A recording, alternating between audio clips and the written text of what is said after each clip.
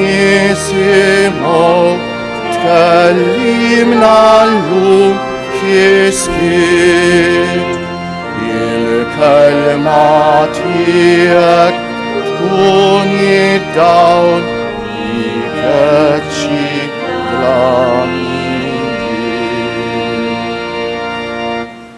fl-isem tal-Missier u tal-Iban u tal-Ispiritu Santu, ammen. Il-grazzja ta' Sidna Ġesu Kristu, l-imħabba tal-Alla u l-għaqda fl-Ispiritu Santu tkun magħkom il-koll. L-ewwel nett isħut il-għodwa tajba lilkom il-koll, illum il-25 ta' Wissu tista' ssejr it-tifkira ta' San Giuseppe Calasanz. Ħanisimgħu ftit fuq il-ħajja tiegħu. San Giuseppe Calasanz twieled f'Aragonja fl-1557. Ġie ordnat saċerdot fl-1583 u beda jaqdi l-Ministeru f'Art Welidu. Imbagħad mar Ruma u ngħaqad ma' San Camillo dell'Ellis fil-kura tal-morda bil-pesta fl-1595. Imbagħad waqqaf l-ewwel skola b'xejn għat-tfal ġewwa Ruma. Il-komunità tal-għalliema żviluppat f'ordni reliġjuż. Fix-xjuħitu kien vittma ta' akkużi folots li ġarrab paċenzja u b'umiltà kbira. Miet f'Ruma fl-1648 u patron tal-iskejjel insara. Nixtieq illum nagħmel enfasi li nitolbu eżiskuti għal l-istaff kollu u għall-istudenti fl-iskejjel kollha. U x'hekk eżiskuti l-iskejjel huma il-futur tal-pajjiż, l-għalliema huma l-futur tal-pajjiż. Nixtieq nagħmel appell lill-għalliema biex jemmnu fil-vokazzjoni tagħhom. Li tkun għalliem hija vokazzjoni jibsa ħafna, ma vokazzjoni importantissima. Hekk f'idejkom jinsab il-futur, eżis għalliema. Hekk jekk intom tagħlmu ħafna knowledge intellettwali lit-tfal imma ma timlewlhomx qalbhom b'Ġesu, ma tuhomx f'qalbhom lil Ġesu tkunu ħallejtuhom l-akbar foqra. U dan ma ngħidux jien tgħidu Santa Teresa ta' Kalkutta li kienet tgħid fost il-faqar kollu l-esperjenzajt f'ħajti, il-faqar spiritwali huwa l-agħar tip ta' faqar. U għalhekk eżiskuti ejjew bħala Knisja, bħala soċjetà nagħmlu impenn li l-wirt għażiż tal-fidi tagħna ngħadduh lill-ġenerazzjonijiet futuri. U dan mod speċjali għalhekk iridu nitolbu ħafna għall-iskejjel tagħna, nitolbu ħafna għall-għalliema, nitolbu ħafna għall-istudenti u x'hekk biex il-mulejta bil-ħaq ilaqqaħħom miegħu jiltaqgħu ma' Ġesu u sibu f'Ġesu l-akbar ħabib. Fi-skitt ta' qalbna nitħejjew għall-quddiesa billi nitolbu maħfra lil-mulej għal ħtijietna.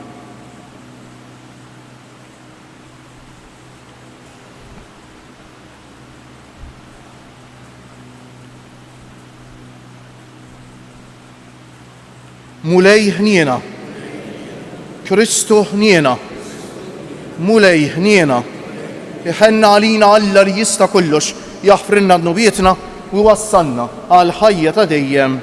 Sejrin noffru dan is-sagrifiċċju tal-quddiesa għal ruħħuna Anton Vassallo. Nitolbu. U Alla, inżejjent b'imħabba u sabar tal-għaġeb lis-saċerdot San Giuseppe Calasanz biex jaħdem bla eda għal ġid ta' tfal u jagħtihom trobbija tajba f'kull virtu. Għatina li bħalma lilu nagħtuh ġieħ ta' edukatur għaref li kien, hekk ukoll inkunu dejjem nixbħuh fil-ħidma ħabbrika tiegħu għal verità. Bibnek Ġesu Kristu Sidna li huwa Alla u miegħek jgħix u jsaltan flimkien mal-Ispiritu Santu għal dejjem ta' dejjem.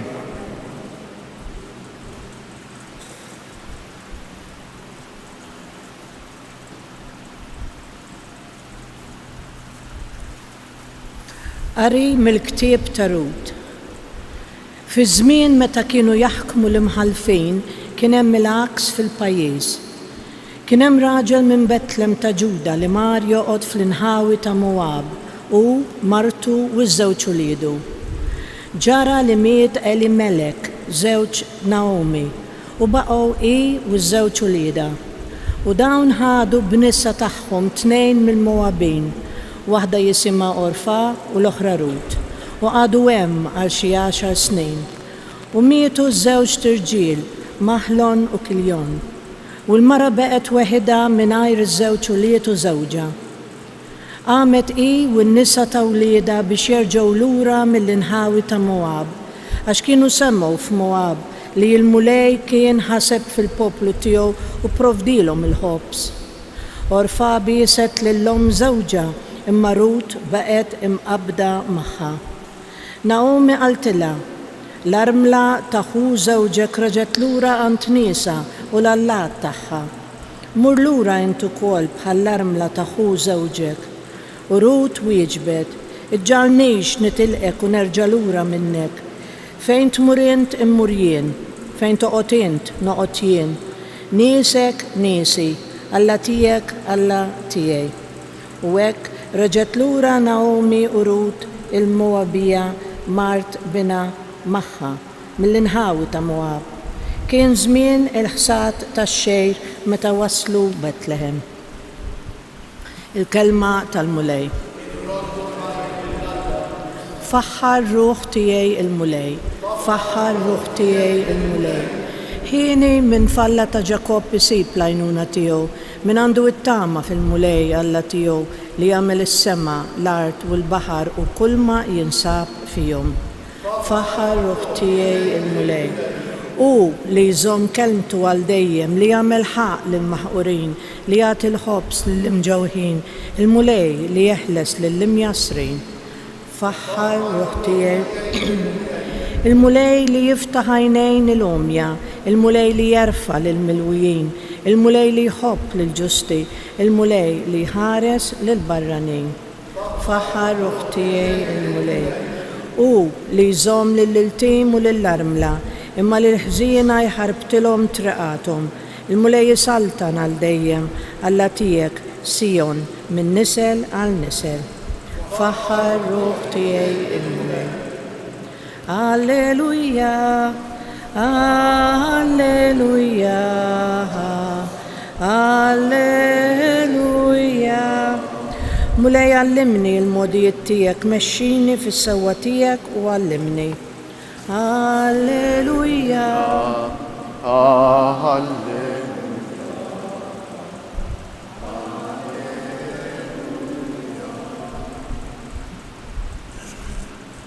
Il-mulej ma'kom. Qari mill-Evanġelju mqaddes skont San Mattew.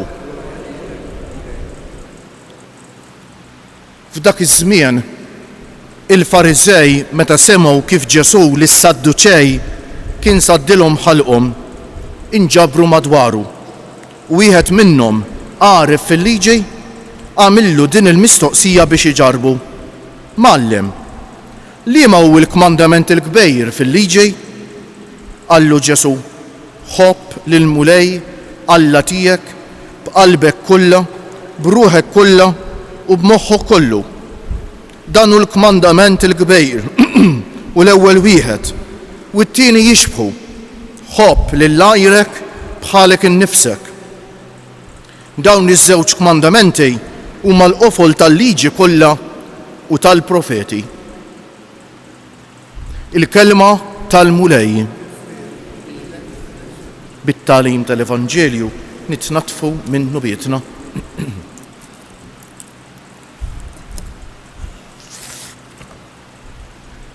Naħseb il-kol kemm aħna xi darba jew oħra smajna xi ċajta fuq il-kunjata, mhux vera. Hija ċajta komuni ħafna. Ma nafx innutajtux l-ewwel qari tal-lum fuq xi xkien u x'hekk mill-ktieb ta' Rut, ktieb fit-Testament il-Qadim li jirrakkontalna storja ħelwa ħafna. Mela jkun hemm Naomi, mara Ludija, li żewġha jmut, ikollha żewġ ulied subien u li żewġu dawn it-tnejn għadda żmien ovvjament u żwieġhom jiġifieri t-tfal ta' Naomi t-tnejn li huma mietu.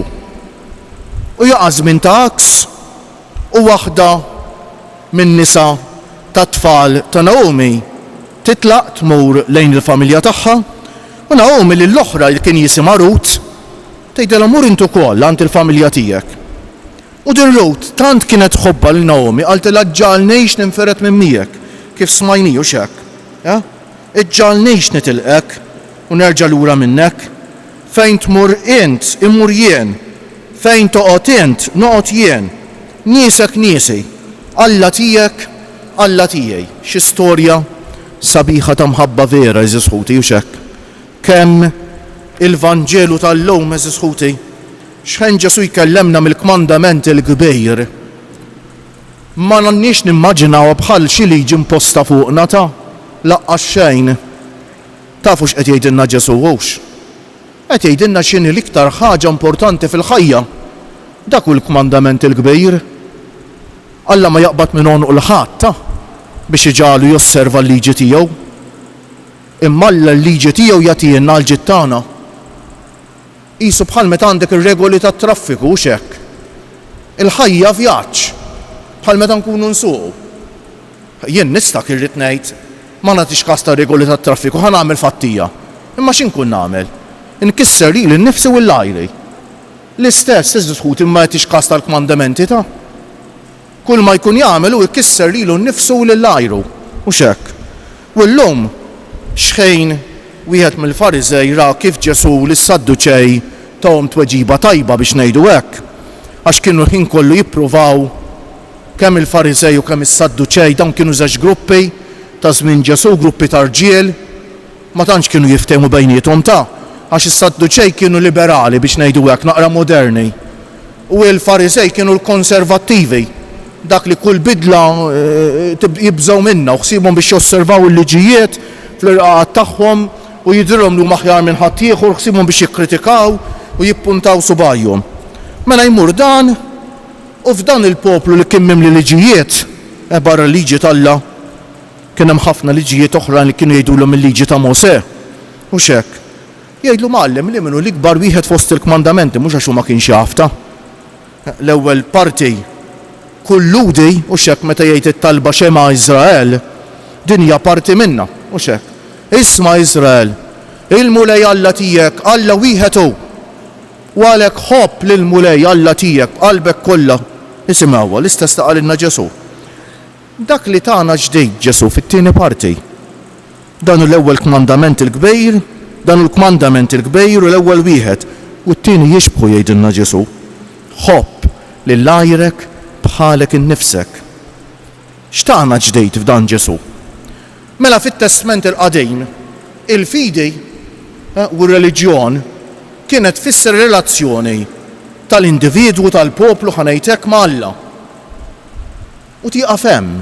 Għad li t-Testament il-ġdid iħeġġeġ għall-imħabba ta' xulxejn, però jisa din kienet ħaġa tajba ma m'għandix taqsam mal-fidi tal-poplu biex ngħidlek għal minn hekk kienet f'moħħ il-poplu u kultant anke f'moħħna eżis ħuti. U kultant anke f'moħħna ta' aħna neqgħu fija wkoll din. Li minn għalina li l-fidi relazzjoni tiegħi mal-Alla jien u Alla, jew forsi aħna u Alla dik ukoll inqas. Imma relazzjoni ta' bejnietna ħafna brabi ma nqisuwix parti essenzjali mill-fidi. U Ġesu dak li qed jgħidilna llum u x'hekk li dawn huma żewġ toċuħ tal-istess munita ma nistgħux nifirduhom minn xulxejn. Tant li mbagħad wieħed mill-Apostli fl-ittri tiegħu fit-Testament il-ġdid jgħidilna kif tista' tħobb lil Alla li ma tarax u tobgħod lil ħuk li tara. Kif tista' tħobb lil Alla li ma tarax u tobgħod lil ħuk li tara. Walek isħut illum il-mulej qed jgħidilna jistedinna u x'hekk biex il-fidi tagħna ngħixuha bil-verità. Biex innaħħu minn qalbna il-mibeda jew l-azzjonijiet ħżiena dawn m'għandhomx isibu posthom fil-moħħ fil-qalb tan-nisrani.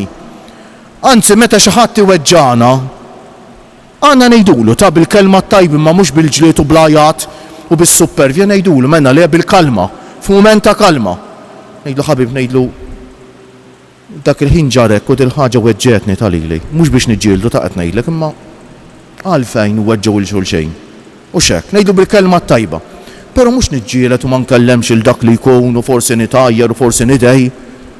Dak Alla ma jridux eżis ħuti, dan l-affarijiet Alla ma jridhomx. U ma jridhomx għax jagħmlu ħsara lilna ta'. Kemm għandna bżonn ngħixu fil-paċi fi djarna, eżis ħuti fi djarna. Kultant mhux vera ħafna argumenti fuq iċ-ċuċati. sempliċement biex tgħaddi tiegħi u ma tgħaddix tiegħek. Mhux iktar importanti l-paċi milli tgħaddi tiegħi. Xi drabi li tgħaddi tiegħi ma tkun daqsxejn, ma tkun importanti xejn, dawn huma affarijiet li jiġru naħseb jekk mhux fid-djar kollha kważi ta'. Ejjew nitolbuh il-Ġesu ta' biex illum x'inqalilna ħobb lil lajrek bħalek innifsek. Dawn iż-żewġ kmandamenti huma l-qofol tal-liġi kollha u tal-profeti. Ta' bilħaq nagħmlu impenn biex nikbru fl-imħabba tagħna lejn Alla u fl-imħabba tagħna lejn xulxejn. Għax hekk nkunu nsara veri, hekk nkunu hemm barra, il-melħ tal-art u d-dawl tad-dinja. Għax jekk il-melħ jaqta', jekk in-nisrani isir bħal kulħadd, mela x'nisrani hu, nitolbuh bil-qalb il-mulej jagħtina l-grazzja li nkunu nsara veri, li nħobbu bil-verità. U bil-bieqfak joġobkom, miġburin fl-imkien f'dar mis-sirna tas-sema biex nagħmlu t-tifkira tal-ħidma ta' San Giuseppe Calasanz fost il-fuqra, ħajati lill-uliedhom trobbija nisranija. Nitolbu l-Alla l-grazzja li wliedna kollha qatt ma jsibu tfixkejl biex tingħatalhom edukazzjoni tas-sew nisranija. Wettaq mulej il-Knisja tiegħek fil-ħidma tagħha biex tħabbar il-bxara tajba lil fqajdejn u tani kull kultura bid-dawl tal-Evanġelju. Nitolbu ħares dejjem minn kull tfixkejl l-opri kollha tal-Knisja tiegħek favur it-tfal u l-aktar favur dawk li huma mċaħdejn minn vera ħajja fi ħdan familja. Nitolbu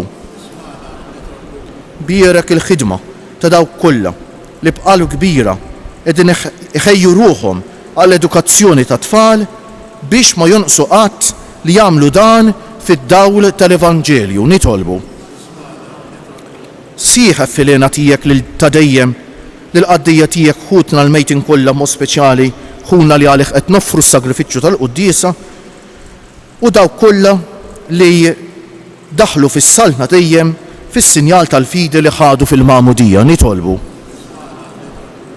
għatina dik l-imħabba li kellu San Giuseppe Calasanz għat-tfal biex bil-imġiba tagħna qatt ma nkunu ta' tfixkil għalihom. Nitolbu isman. Nixtieq minn qalbi nitlob għal ħafna għalliema li issa u xek jibdew jitħejjew biex jerġgħu lura l-iskejjel biex verament jemmnu fil-vokazzjoni tagħhom biex apparti l-paga li hija importanti jemmnu fin-nobiltà ta' dak li għamlu qed iħejju il-ġenerazzjoni futura u biex dan jagħmluh u xek imħeġġin mill-Evanġelju u jħobbu hekk jifhmu l-importanza li jnisslu l-imħabba lejn Ġesu fl-istudenti tagħhom. Nitolbu għall-istaff kollu tal-iskejjer għall-istudenti tagħna biex ta' bilħaq jiltaqgħu ma' Ġesu u biex isibu f'Ġesu l-akbar ħabib ta' għat-talb din it-talba tagħna nafdawha fidejn San Giuseppe Calasanz tal-Qaddis Kbir u anke l-om tagħna ta' Pinu. Nitolbu għall-morda, għall-anzjani, għall-persuni bi bżonnijiet speċjali, għal dawk li jieħdu ħsieb ta' persuni vulnerabbli, għal dawk kollha li jitolbuna nitolbu għalihom u dawk kollha li jeħtieġu it-talb tagħna. Fiskiet noffru t-talba tagħna lill-mulej.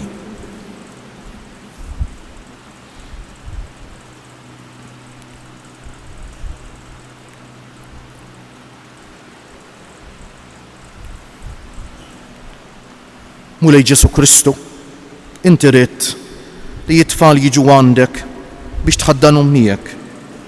Bierek it-tfal kollha tagħna, wettaq il-ħidma ta' dawk li f'ismek qed jieħdu ħsiebhom u tħalli jebda għerq u welt tal-bnedmin iħassirlhom qalbhom. Inti li tgħix wis-Sultan għal dejjem ta' dejjem.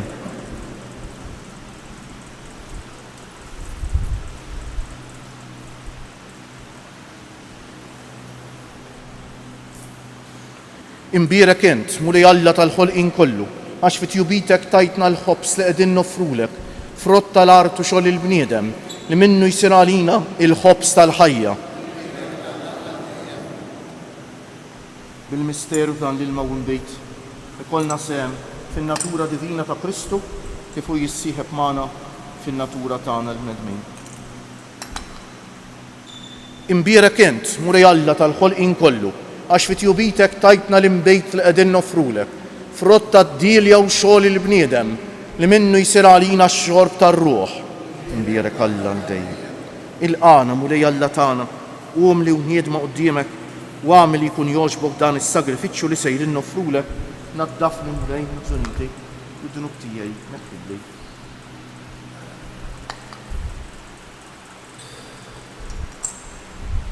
Itolbu ħuti biex is-sagrifiċċju tiegħi u tagħkom ikun jogħġob l-Alla l-Missier li jista' kollox.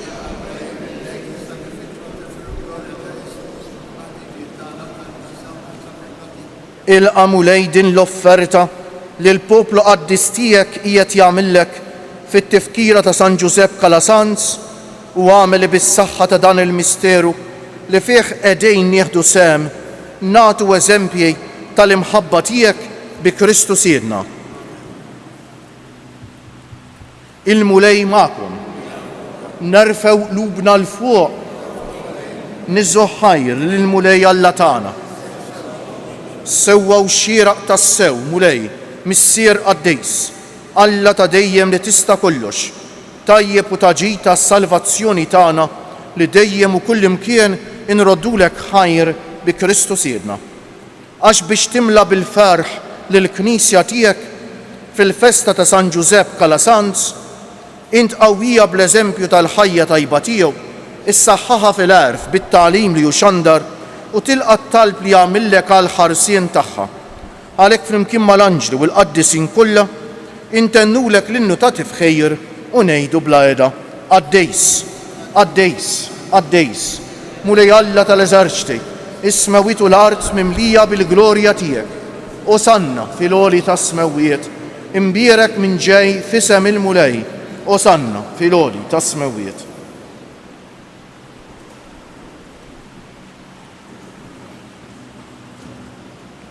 Qaddejs tas-sewwint mulej, int lajn ta' kull dusija. Qaddes għalhekk nitolbuk dawn l-offerti bil-barka tal-Ispiritu tiegħek biex isiru għalina l-ġisem u d-demm ta' Sidna Ġesu Kristu, li meta kien se jingħata biex minn rajħibati ħal ħobs radd il-ħajr qasam tal id-dixxipli tiegħu u qal ħudu u kulu il-koll minn dan, għax dan huwa ġismi li jingħata għalikom.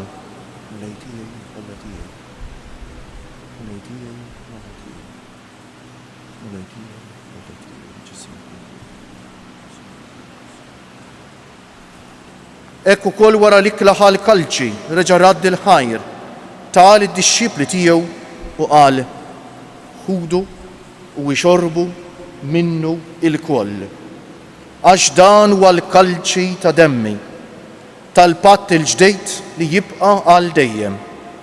Id-demm li jixxerret għalikom u għal bnedmejn kollha għal maħfra ta' dnubiet. Għamlu dan b'tifkira tiegħi.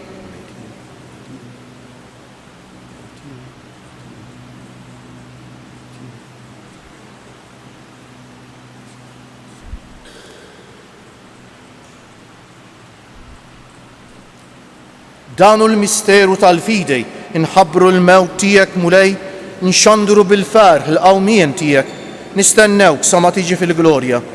Għalhekk aħna u nagħmlu dan b'tifkira tal-mewt u l-qawmien ta' Sidna Ġesu Kristu, nofrulek missier il-ħobs tal-ħajja u l-kalċi tas-salvazzjoni u nroddulek ħajr għax oġbok tilqana hawn quddiemek biex naqduk.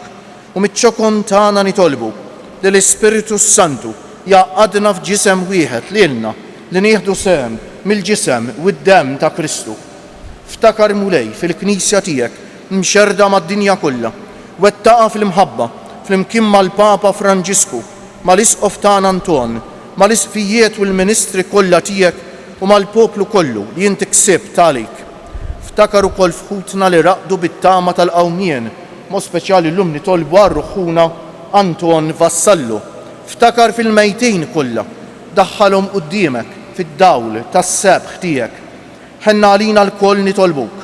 Għati lilna wkoll il-wirt tal-ħajja ta' dejjem, flimkien mal-Verġni Mqazza, Alla u tagħna Marija, mar-raġel ġust tagħha San Giuseppe, mal-Apostli San Giuseppe Calasanz u l-qaddisin kollha li jgħixu fil-ħbiberija tiegħek sa mill-bidu tad-dinja. Għamel magħhom infaħruk u insebħuk b'Ġesu Kristu, ibnek. Bi Kristu, ma' Kristu u fi Kristu jingħata lilek Alla Missier li tista' kollox, flimkien mal-Ispiritu Santu, kull ġieħu glorja għal dejjem ta' dejjem. Ejjew issa nitolbu kif għallimna u ridna nagħmlu Ġesu li ben Alla għas-salvazzjoni tagħna, missierna li inti fis-smewwiet jitqaddes ismek, tiġi salvnatek, ikun li trid kif fis-sema u hekk fl-art. Ħobżna ta' kuljum atina llum, aħfrinna dnubietna bħalma naħfru lil min hu ħati għalina. La ddaħħalniex fit-tiġrib, iżda eħlisna mid-deni. Eħlisna nitolbuk mulej minn kull deni. Atina fit-tieba u l-ħniena tiegħek il-paċi fi żmienna biex inkunu ħielsa dejjem midnub u mħarsa minn kull inkwiet. Aħna u nistennew u nittamaw ilena u l-miġja tas-Salvatur tagħna Ġesu Kristu. Mulej Ġesu Kristu li jgħid lill-apostli tiegħek inħallilkom is-sliem, nagħtikom is-sliem tiegħi. La tħarisx lejn nubietna, iżda ħares lejn il-fidi tal-Knisja tiegħek. Għatija stimulata li jien trid fiha, inti rid tgħix wis-saltan għal dejjem ta' dejjem. Il-paċi tal-mulej tkun dejjem magħkom. Għatu l-paċi lil xulxejn. Il-ġisem flimkien mad-demm ta' Sidna Ġesu Kristu kun jiswew lilna li ser nitqarbu bihom għal ħajja ta' dejjem. Ħaruf Talla li tneħħi d-nubiet tad-dinja ħenna għalina. Ħaruf Talla li tneħħi d-nubiet tad-dinja ħenna għalina. Ħaruf Talla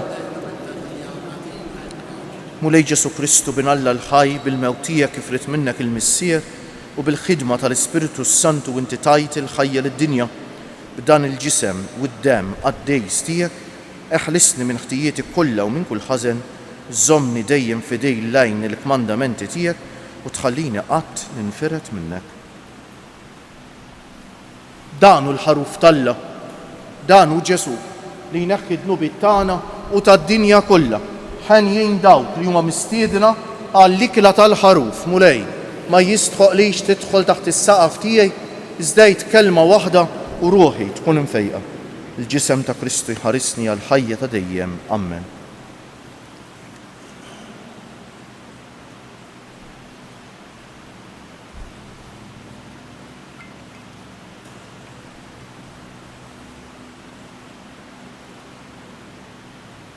Dem ta' Kristu jħarisni.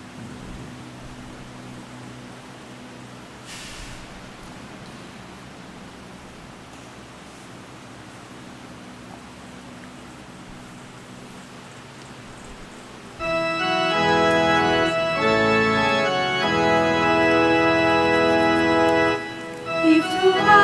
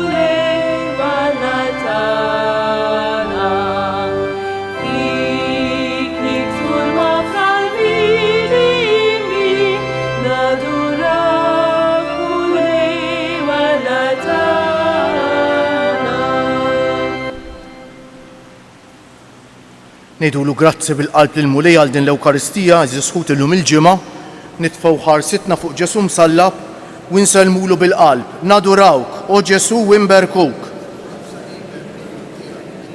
Nadurawk, o Ġesu, u nberkuk. Nadurawk, o Ġesu, u nberkuk. Nitolbu. O Alla li tista' kollox, għatina l-għajnuna permezz ta' din it-qarbina mqazza li għamilna biex fuq l-eżempji ta' San Giuseppe Calasanz bil-qalb u bl-emejl nagħtu xhieda tal-imħabba tal-aħwa u tad-dawl tal-verità bi Kristu Siedna, il-mulej magħkom. Ibarikkom Alla li jista' kollox, il-Missier u l-Iben u l-Ispiritu Santu. Morru fil-paċi ta' Kristu. U l-jum it-tajjeb lilkom il-koll.